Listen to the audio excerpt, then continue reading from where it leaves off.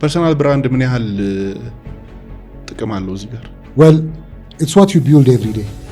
በጣም ጂኒየስ የሆኑ ልጆች አሉ በጣም ፓሽኔት የሆኑ ገና ነኝ ይለዋል ገና መስራት አለብኝ ገና ነኝ ይለዋል አውጣው ስትሉ ነው I have to work more ብላለው እኔ ደግሞ ኮሜርሻላይዝ like ክሬቲቭ ኢንዱስትሪ ያለ ኮሜርስ ያለ ቢዝነስ ሰርቫይቭ ያደርግ እኔ ደግሞ ስኪል ካለ አውጣውና ማህበረሰቡ ይሞርዳል ስለዚህ ፕሮዲዩስ ፑት ኢት አውት ግን አንደርስታንድ ዘ ሳይንስ ማህበረሰብን ሪስፔክት ማድረግ ግዴታ ነው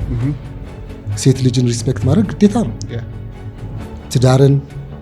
ምንን ሪስፔክት ማድረግ በጣም ግዴታ ነው